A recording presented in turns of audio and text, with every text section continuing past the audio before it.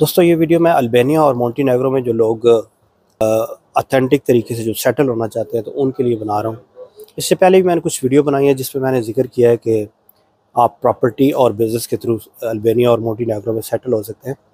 लेकिन इस वीडियो में मैं बताऊँगा कि हमें, क्योंकि टाइम के साथ साथ हमें कुछ चीज़ें पेचीदगियाँ कुछ सामने आई, तो मैं आपको यहाँ पे मज़ीद उसके बारे में डिटेल दे दूँ कि आपको ऑथेंटिक क्या तरीका है जिसमें आपको मैक्सिमम या 100% चांस है कि आपको वीज़ा डी और रेजिडेंस परमिट मिल जाएगा। तो उसमें हमें ये पता चला कि जब तक आपकी कंपनी एक्टिव कंपनी नहीं होगी, यानी वो कोई बिज़नेस नहीं कर रही होगी, तो तब तक आपको वहाँ पे अच्छा खासा मुश्किल होगा। क्योंकि नई कंपनी बना के कोई आदमी भी जो है वो जाके उधर से अक्सर लोग जो है ना वो वहाँ से इलीगल बॉर्डर क्रॉस कर जाते हैं इटली और यूनान के लिए। तो इसलिए उन्होंने एक क्राइटेरिया रखा है कि जो लोग एक्टिव बिज़नेस, यानी आपका बिज़नेस चल रहा हो, तो उस बेस पे वो आपको दे देते हैं रेजिडेंस परमिट। अब इसके लिए हमारे पास, क्योंकि कंपनी रजिस्ट्रेशन का तो हम लोग सर्विस दे रहे हैं, लेकिन कुछ कंपनीज ऐसी हैं जो पहले से मौजूद एग्जिस्टिंग कंपनीज़ हैं, वो आप परचेज़ करके तो उस पे आप जो है अपना वीज़ा डी अप्लाई कर सकते हैं। इसके अलावा कुछ बिज़नेस हैं वहाँ पे जो फॉर सेल होते हैं, जैसे शॉप्स हैं या हॉस्टल वगैरह है या इस तरह के कोई भी बिज़नेस छोटे मोटे जो है, तो वो आप बिज़नेस या तो अपना जो नई कंपनी है वो बना के उस पे रन करें, या एग्जिस्टिंग बिज़नेस जो आप परचेज़ कर लें, तो उस पे आपको मैक्सिमम चांस है कि आपको वीज़ा डी आपका हो जाएगा। अब इसके लिए यहाँ पे लोग क्या करते हैं कि आप एक तो सबसे बड़ा प्रॉब्लम ये होता है कि आपको एक ट्रस्टवर्दी आदमी चाहिए होता है, एक कंपनी चाहिए होती है।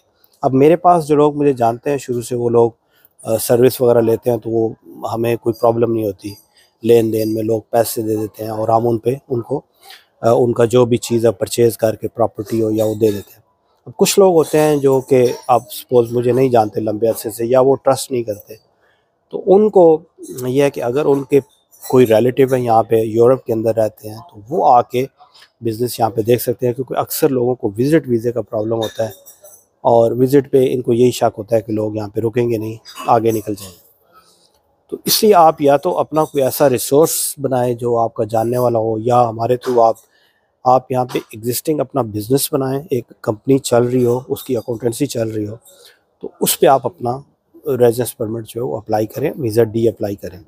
या इसके अलावा छोटे मोटे बिज़नेस हैं, मैंने पहले ही बताया था कि ये कंट्री अभी टूरिज़्म के लिए काफ़ी डेवलप हो चुकी है। तो इसमें अभी मैंने देखा है कि शॉप्स के अलावा यहाँ पे हॉस्टल वगैरह छोटे मोटे इन्वेस्टमेंट पे वो भी बन रहे हैं। इसके अलावा यहाँ पे बाइक्स रेंट का, मोटर बाइक्स, गाड़ियों के रेंट का, टूरिज़्म के हवाले से मुख्तलिफ यानी बिज़नेस यहाँ पे मौजूद है। इंपोर्ट एक्सपोर्ट भी लोग कोई किसी हद तक जो है वो शुरू कर चुके हैं।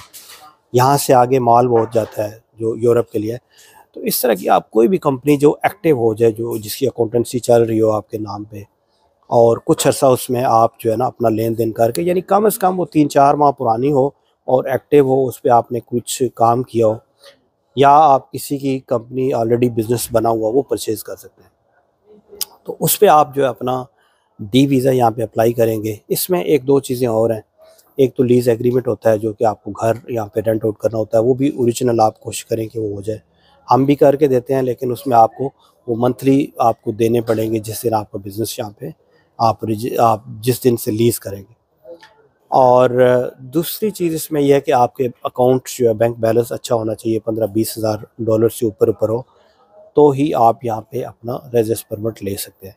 जब आपकी ये सारी चीज़ें कंप्लीट होंगी, तो डेफ़िनेटली एक जो ऑफ़िसर है बैठा हुआ, वो उसको लगेगा कि he is a authentic person, वो यहाँ पे बिज़नेस करना चाहता है, उसकी कंपनी है, उसके अकाउंट में पैसे हैं, तो आपको आसानी के साथ वीज़ा डी हो जाएगा, और उसके बाद आपको अपना रेजिडेंस अप्लाई करके आप यहाँ पे कंटिन्यू अपना बिज़नेस कर सकते हैं।